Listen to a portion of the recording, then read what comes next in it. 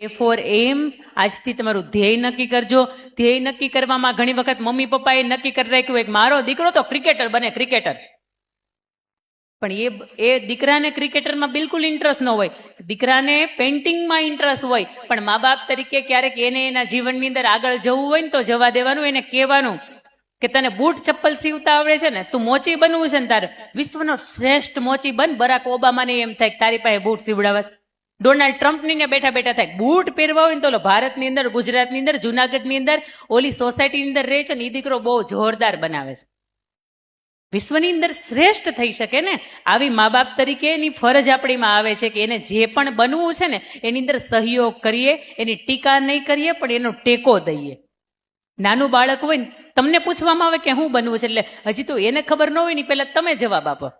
જ્યારે એના વિશ્વને ઓળખવા દો, વિશ્વને જાણવા દો ને, ત્યારે એ નક્કી કરશે કે એને હું બનવાનું છે. અને એણે નક્કી કર્યું છે ને એની અંદર આપણો મા બાપ તરીકે ટેકો આપવાનું છે, એની ટીકા કરવાની નથી. બીજી વાત કે એનો છોકરાને પણ એટલા જ ટકા આવે છે, તારે એટલા જ ટકા આવે, તો એના છોકરાને આગળ જઈને ડોક્ટર બનવું છે, તો તારે કેમ સાયન્સ નથી લેવું? હરખામણી હું કામ કરીએ ભાઈ? એક તપેલી અંદર તમે મગ પલાળો, મગ બધા એક હારે પલ્લી જાય, બે ચાર કવડું રહે ને. એ વાતની સાબિતી કરે છે કે બે ચાર બાળકો તમારા ને મારા 60 ની વચ્ચે એવા હોય કે એને શીખતા થોડીક વાર લાગે. ઢોકળાનું ખીરું તમને ખબર જ હોય કે 8 કલાકની અંદર હાથો આવી જ જાય. તેમ છતાંય ક્યારેક એવું બને, હાજે ઢોકળાનું ખીરું તમે બધો મસાલો તૈયાર કરી નાખો ને તો ખીર હાથા નથી આવતા. અમુક વાર લાગે, અમુક સમય લાગે ને બાળકને. એબીસીડી નો એ શીખવે છે કે એમ નક્કી કરો. એબીસીડી નો બી શીખવે છે બિલીફ, આત્મવિશ્વાસ કેવો હોય. કર્ણાટકનું એક બાળક જેનું નામ મોહમ્મદ કૈફ. ધોરણ 10 ની એક એક્ઝામ લેવાય કે એનું નામ SSCL. આવી એક્ઝામનું એનું નામ. આપણે અહીંયા HSC બોર્ડ આવે ને, SSC આવે, HSC આવે, તો એની જેમ ત્યાંની કર્ણાટકની જે એક્ઝામ હતી એનું નામ SSCL. બોર્ડની એક્ઝામ 625 માર્કની લેવાની. મોહમ્મદ કૈફનું રિઝલ્ટ આવ્યું. તનતોડ મહેનત કરી હતી. એમાંથી 625 માંથી કેટલા આવ્યા હશે ભાઈ? 625 માંથી કેટલા આવ્યા હશે? તમારે 625 માર્કનું પેપર હોય બેન, બંગા પછી ખાજો. 625 માંથી તમે આમ કેટલા વિચારો, કેટલા આવી શકે આપણે? એ ભાઈ 625 માંથી 700 કેવી રીતે આવે? તમે આમ કેટલા ધારો, કેટલા આવી શકે? 625 માર્ક્સનું બેન પેપર છે. આમાંથી તમે પેપર આપો તો કેટલા આવે? 550. વેરી ગુડ, બહુ સરસ. ભગવાન તમારું ભલું કરે. તમે હા ત્રીજા, એ પેલા બીજા ને ત્રીજા. તમે પેપર આપો તો કેટલા આવે? 590. અરે વાહ, તમારું વધારે ભગવાન ભલું કરે. હું થોડીક આ બાજુ આવી જાઉં ને. હા તમે માથું નીચું રાખી દીધું ને તમે. હા 625 માર્ક્સનું પેપર હોય, તમે પેપર આપો તો તમારે કેટલા આવે? 600 આવે. અરે વાહ, ભગવાન એનાથી વધારે તમારું ભલું કરે. યસ, ચાલો બ્લેક કલરનું ચોથી લાઈન. યસ, બ્લેક કલરનું સ્વેટર. તમે 625 માર્ક્સની એક્ઝામ આપો તમારે કેટલા આવે? 600 આવે. સરસ, ભગવાન તમારું આનું કરીને એટલું જ તમારું ભલું કરે. 625 માર્કનું મોહમ્મદ કૈફ નામનો વ્યક્તિ પેપર આપે, એમાંથી એને આવે 624. કેટલા? છતાંય એને એમ થાય એક માર્ક ક્યાં કપાણો. તમારે મારે 624 આવ્યા હોય પણ 99.99% આવ્યા હોય. આપણે ગામ આખાને શું કહ્યું, 100% આવ્યા. પણ મોહમ્મદ કૈફને એમ કે એક માર્ક ક્યાં કપાણો છે. બોલો ક્યાં કપાણો હશે? પેપરને રીએવેલ્યુએટ કરાવે. વિજ્ઞાનની અંદર અડધામાંથી અડધો માર્ક કપાય એમ નહોતો, છતાં એના શિક્ષકે કાપ્યો હતો, એટલે પેપર રીએવેલ્યુએટ થયું. એની અંદર જે અડધો માર્ક કાપ્યો હતો ને એ ફરીથી 0-0 થઈ ગયા, એટલે એક આખો મળ્યો. અને 624માં જે આવ્યા હતા ને માર્ક્સ, એમાં 625 માંથી કેટલા આવે? 625. અને શું કહેવાય? આત્મવિશ્વાસ. એક માર્ક કપાણો હોય ને, એક માર્ક કપાયો હોય ને તો તમને અંદરથી એમ થાય કે ભાઈ એક માર્ક ભલે ને કાપ્યો, 625 માંથી 624 તો આવ્યા છે ને. પણ મોહમ્મદ કૈફને ખબર હતી, એને આત્મવિશ્વાસ પૂરેપૂરો હતો કે 625 માર્કનું મેં સાચું જ લખ્યું છે અને એમાંથી 625 જ આવે. આ પેપરની અંદર આવેલો 2008ની અંદર બનેલો આ કિસ્સાને એક વખત ક્યારેક નજરે ચડે ને તો જોજો કે 625માં બોર્ડની એક્ઝામમાં લાવવા. એટલે આજ સુધીમાં મેં બોર્ડમાં પ્રથમ આવ્યું હોય ને, આ માણસને 100 માંથી 100% પૂરા નથી જોયા. પણ આ વાત તમને ને મને શીખવે. તમે પેપર આપ્યું તમને ખબર હોય ને 50 માર્કનું સાચું છે કે નહીં. અમને હું પૂછો છો બેન, અમને માંડ પાસ થતા હોય તમારી જેમ, એટલે અમને કંઈ પૂછવાનું ન હોય.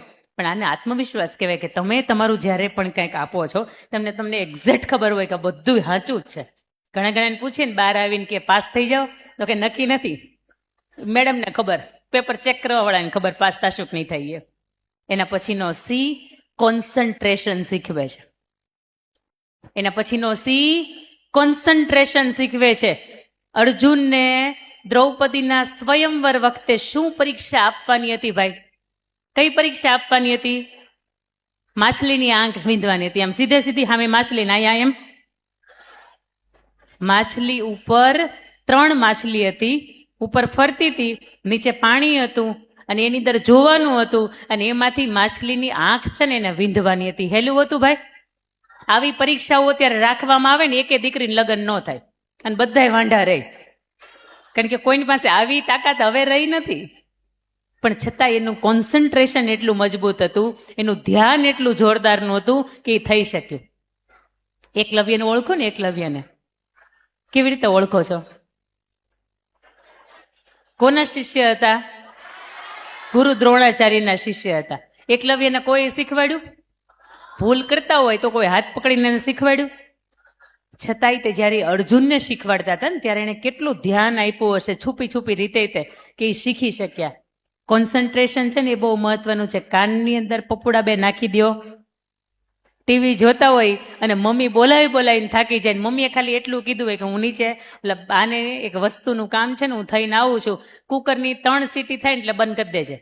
શું કીધું હોય મમ્મીએ? કુકરની 3 સીટી થાય ને એટલે બંધ કરી દેજે, બરોબર? હા, પણ 3 ની 9 થઈ જાય ને તોય આપણું ધ્યાન હોય. સ્મેલ આવે ને તો નીચે 3જા માળે મમ્મી ગઈ હોય ને 7મા માળેથી મમ્મીને ખબર પડી જાય કે મારી ઘરે જ દાજી ગયું છે. પણ આપણે બેઠા હોય તો આપણે તો એટલે આપણા બધામાં મશગુલ હોય. પણ હમણાં મેડમે વાત કરી કે બુકની અંદર મશગુલ હોય ને, આવા કિસ્સા કેટલા તમે વાંચતા હોય અને તમારી આસપાસ કંઈ પણ ઘટના બને તો આવા કિસ્સા કેટલા. આજનો દિવસ એટલે 12 જાન્યુઆરીનો દિવસ. 12 જાન્યુઆરી એટલે national youth day. National youth day એટલે કોનો જન્મદિવસ? સ્વામી વિવેકાનંદનો. સ્વામી વિવેકાનંદ જ્યારે વિદેશની અંદર હતા, રોજ જે લાઇબ્રેરીની અંદર જાય, શ્રીમદ ભગવદ્ ગીતા કેટલી જાડી છે? આટલી. એનો એક જ ભાગ છે ને કે બીજા 2-3 ભાગ છે? શ્રીમદ ભગવદ્ ગીતાનો એક જ ભાગ છે. વિદેશની અંદરનો એક ગ્રંથ છે જેનું નામ છે એન્સાયક્લોપીડિયા બ્રિટાનિકા. બ્રિટનનો એક પુસ્તક છે જેનું નામ છે એન્સાયક્લોપીડિયા બ્રિટાનિકા. આટલા જાડા 8 પુસ્તકો છે. કેટલા? 8 એના ભાગ છે. રોજ સ્વામી વિવેકાનંદ અંદર જાય, વાંચે, પાછા બંધ કરીને બહાર નીકળી જાય. રોજ એનું લાઇબ્રેરીનું વાંચન આટલું હતું. લાઇબ્રેરી નતા ને એને એવું કીધું ઠીક બધા આવે છે, વાંચે છે ને જતા રહે છે, પણ આમાંથી કોઈને કાંઈ યાદ ન રહે. આટલા દળદાર 8 ગ્રંથ કોઈ યાદ ન રાખી શકે. સ્વામી વિવેકાનંદે 8 ભાગને એની સામે ધર્યા અને કીધું કે આમાંથી કોઈ પણ વસ્તુ તમે કોઈ પણ પાના ઉપરથી પૂછી શકો. લાઇબ્રેરીને 8 થી 10 સવાલ પૂછ્યા, પણ એક સવાલનો જવાબ સાચો. એક સવાલનો જવાબ સાચો. સ્વામી વિવેકાનંદ તમને મને શું શીખવે? એ શીખવે કે 12 જાન્યુઆરીના દિવસે આજના યુવાનોને એક જગ્યાએ એનું મન કેન્દ્રિત કરતા શીખીએ. ઘણા અહીંયા બેઠા હશે ને તોય ફરતા હશે સપનાની દુનિયાની અંદર. ઘણા અહીંયા બેઠા છે ને તો વિચારતા છે કે મારી મમ્મી ઓલો વિમલનો હવારમાં આમ થેલો લઈ આવીશ કે એ હજી મારે ખોલવાનું વેત જ નથી રહ્યો. એ ખોલીશ ને પછી ખબર પડશે કે મેં મંગાવ્યું હતું એની પ્રમાણે બધી લાવી છે કે નહીં. પણ તમે અહીંયા બેઠા છો, અહીંયા જ પ્રેઝન્ટ રહ્યો. C for concentration. એના પછીનો આવશે ડી, ધેટ મીન્સ ડિસિપ્લિન. બહુ મહત્વની વાત છે. મેં સવારમાં વાત કરી હતી એની જેમ કે ઘણી વખત મમ્મી વઢતી હોય, મમ્મી ખીજાતી હોય, પપ્પા વઢતા હોય, પપ્પા ખીજાતા હોય, પણ આપણે બધું જાય. બોલો ક્યાંથી જાય? ઉપરથી જાય. હવે તમે વાતો ન કરો ને એટલા માટે હું નીચે આવી ગઈ. આ લક્ષ્મણ રેખા છે કે જાય ઉપરથી. એક દીકરો હતો, એના પપ્પા એને રોજ ખીજાય, રોજ એને ટોક કરે. એટલે જેમાં પછી તારે ડીશ તારે જાતે મૂકવાની. તને નાયા પછીનો તાર રૂમાલ હું જાતે હૂકવાનું. હૂકવીશ? હા. તારે બધા જ કામ છે ને તારા જાતે કરવાના. છોકરાને એમ થાય 12મું ધોરણ પતાવું ને એટલી વાર છે, IELTS ની એક્ઝામ આપી દઉં ને બહાર વયો જાઓ. આપણે અહીંયા પપ્પાની હારે રહીને ભણવું નથી. એ વ્યક્તિ IELTS ની એક્ઝામ આપવાની જ્યારે તૈયારી કરતો હોય ને એ પહેલા પેપરની અંદર ઇન્ટરવ્યૂ આવે કે એના પપ્પા ઉઠાડી, એલા ઉઠ, વિદેશ તું ભણવા જા કે ન જા પછીની વાત છે, પણ અત્યારે તારું ઇન્ટરવ્યૂ આવ્યું છે ને તું જે ભણ્યો છો ને એનું જ ઇન્ટરવ્યૂ છે, જા જા ઇન્ટરવ્યૂ દે. પેલા માણસને એમ થાય કે ઇન્ટરવ્યૂ ગમે એમ કરીને મારે નાપાસ થઈને આવવું છે, જો ઇન્ટરવ્યૂ પાસ થઈ જાય તો મારે અહીં રહેવું પડશે, વિદેશ જવાશે નહીં. પણ આપણે ભાગી જવું છે વિદેશની અંદર. પેલો દીકરો હતો ને ઇન્ટરવ્યૂ કેમ્પસની અંદર જાય, કેમ્પસની અંદર 2-4 તમારે મારી જેવા પેલા પડીકા ખાઈ કાગળિયા ન્યા નાખી દીધા હતા, એટલે એ પડીકા ઉઠાવે ને એને ડસ્ટબિનની અંદર નાખે. પેલા માળેથી ઉપર ચડે, વોશરૂમનો દરવાજો ખુલ્લો હોય અને બધા જ માણસો હોય ને આવી રીતે આમ મોઢું કરીને વયા જાય, પણ કોઈ બંધ ન કરે.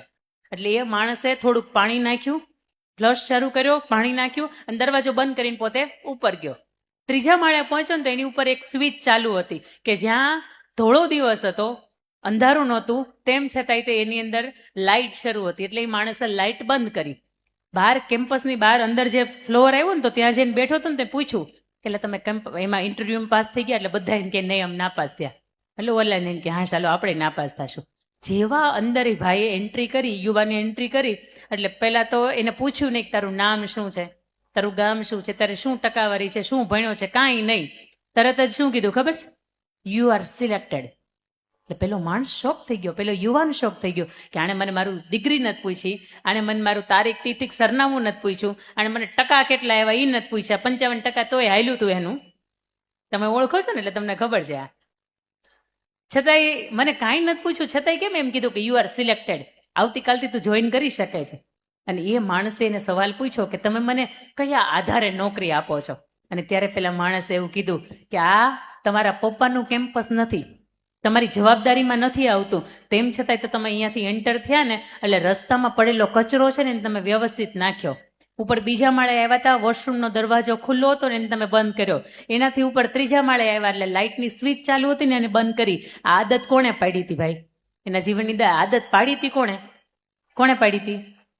એને પપ્પાએ પાડી હતી ને. એને પપ્પાએ કીધું હતું કે ઉઠીને નાઈને રૂમાલ હુકવવાનો છે, જમતી વખતે ડીશ મૂકી દેવાની છે, આ ટીવી ને પંખા ને બધું ચાલુ મૂકીને વયા જાવ છે ને બંધ કરવાનું, કચરો ગમે ત્યાં નાખવાનો નથી. તમે હું રોજ શીખીએ છીએ, આ વસ્તુ આપણને રોજ કોઈ કહેવા વાળું છે. આ વસ્તુની આદત એને એના પપ્પાએ પાડી હતી અને ડાયરેક્ટ જ ઓલાને ઓફર કરી 45,000 પગારની સાથે અમે તમને આવકારીએ છીએ અને આવતીકાલથી તમે તમારી નોકરી જોઈન કરી શકો છો. અને એ માણસ એટલો બધો અરખાણો, નીચે આવ્યા પછી સૌથી પહેલા કોઈને યાદ કર્યા હોય ને તો એના પપ્પાને. શું કામ? એને કે જીવનની અંદર શિસ્ત કોને કહેવાય ને આના પાઠ કોણે શીખવાડ્યા હતા? એના પપ્પાએ. પણ અત્યારના એક સમય હતો જ્યારે અમારો સમય હતો, અહીંયા ટીચર્સ બેઠા છે ને એમને પૂછજો, સોટી વાગે અને વિદ્યા આવે, પણ અમારાથી તમને અત્યારે આમે કરાતું. તમારા મમ્મી પપ્પા મારી ઉપર કેસ કરે, પણ શીખવવું હોય ને બાળકને તો થોડીક શિક્ષા એને આપવી પડશે. એને શિસ્ત કોને કહેવાય ને ડિસિપ્લિન કોને કહેવાય ને એના પાઠ એને ભણાવવા પડશે. એ તો હવે જે કે ઠેસિયા સાહેબની થોડીક આમ લિબરાલિટી અને ઈશ્વરની કૃપા કહેવાય કે થોડીક એને છૂટછાટ મૂકી, બાકી કેટલા સ્ટ્રિક્ટ છીએ ને આપણને ખબર છે. હા કે ના? જુનાગઢ જોવું હોય તો 5 વર્ષ ભણીએ પણ જુનાગઢ જોવાય. હજી ગિરનાર ચડાતો અહીંથી કોઈક જવા દે તો અમે ચડીએ ને, અહીંથી એમ જવા જ નથી દેતા. બરોબર છે, આ સ્ટ્રિક્ટનેસ છે ને બરોબર જ છે. મેં તમને કહ્યું એમ કે હું 7 વર્ષ હોસ્ટેલમાં ભણી છું, અમરેલીમાં ભણ્યા, પણ હજી અમરેલીમાં જ નીકળીએ ને તો એકેય બજાર અમને ખબર નથી. આ જીવનની અંદર શિસ્ત છે ને તો જ આવે જ્યારે તમારી ઉપર કોકનો કંટ્રોલ હોય, તમારી ઉપર કોકનો ડર હોય. તમને બેન કોઈનો ડર જ ન હોય ખોટું કામ કરતા બીક લાગે? કઈ તમે કઈ ખોટું કરો તો સૌથી પહેલા બીક કોની લાગે? મમ્મી પપ્પાની. ઈ શું કહે એને ખબર પડશે તો આપણે જવાબ શું થાય? લાગે ને. D for discipline. જીવનની અંદર શિસ્ત ચૂકાશે તો બધું ચૂકાશે.